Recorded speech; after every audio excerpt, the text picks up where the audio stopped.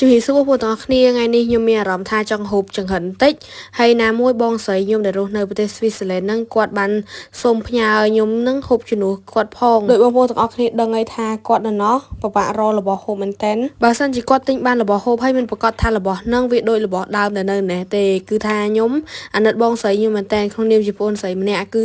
ខ្ញុំត្រូវតែថតវីដេអូនេះដើម្បីផ្ញើបងស្រីខ្ញុំមើលដើម្បីគាត់បានរួមចំណែកក្នុងការហូបមួយយើងដែរអញ្ចឹងណាជាពិសេសរបស់ដែលពិបាករកនៅប្រទេសស្វីសឡែនមានដូចជាចង្រិតត្រីងៀតប្រខំប្រហុកផ្អកនិយាយទៅរបស់ផ្អាប់គឺនៅពិបាករកខ្លាំងមែនតើហើយណាមួយបងស្រីខ្ញុំគាត់គឿចិត្តរបស់ចឹងនិយាយទៅពិបាករកខ្លាំងមែនតើ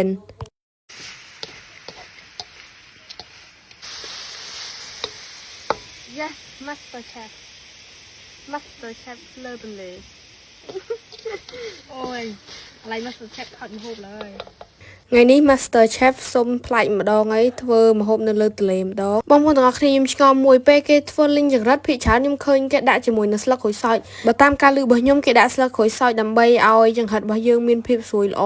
ហើយនឹងឆ្ងាញ់ណាប៉ុន្តែខ្ញុំគិតថាការលីងចង្រិតគឺដាក់តាមគ្រឿងធម្មតាគឺអាចឆ្ងាញ់ជាងគេដាក់ស្លឹកក្រូចសើចសម្រាប់បងប្អូនណាដែលគាត់អត់ចេះស្លឹកក្រូចសើចដូចខ្ញុំអញ្ចឹងគឺថាចាញ់ក្លិនហ្មងតែក្លិនខ្លាំងពេកហូបអត់កើតទេញ៉ាំញ៉ាំចង់ថែមឲ្យជ្រុលទៅយើងដាក់ម្ទេសហុយមក នឹងហើយបងប្អូនបានឮ Master Chef ណានាំយើងទេគឺថាដាក់ម្ទេសហុយគឺថាឆ្ងាញ់ហើយបើថាថែមគ្រឿងតាមធម្មតាដូចខ្ញុំហ្នឹងគឺថាអាចធានាថារសជាតិឆ្ងាញ់ប្លែកបើសិនតែបងប្អូនណាដែលគាត់ធ្លាប់ដាក់ស្លឹកក្រូចសើចអាចសាកតាមវិធីខ្ញុំបានគឺថារសជាតិឆ្ងាញ់ម្នាក់ម្យ៉ាងទេហើយ Master Chef ម្នាក់នេះគឺបានរូបមន្តពីម៉ាក់ប៉ាខ្ញុំទេពីច្រើនអ្នកផ្ទះខ្ញុំគឺចូលចិត្តរូបមន្តមួយនេះអត់ដាក់ស្លឹកក្រូចសើចទេគឺថាថែមគ្រឿងតាមធម្មតាអញ្ចឹងគឺថាឆ្ងាញ់ចង្រិតបាយបន្តិចមកចង្រិតនេះចង់ហូបមួយបាយក៏បានចង់ហូបទទេក៏បានឆ្ងាញ់ដូចគ្នាអូនេះ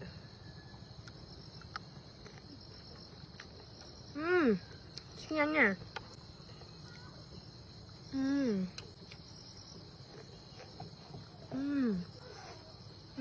ចង្រិតនេះណាគេចិត្តចង្រិតហ្នឹ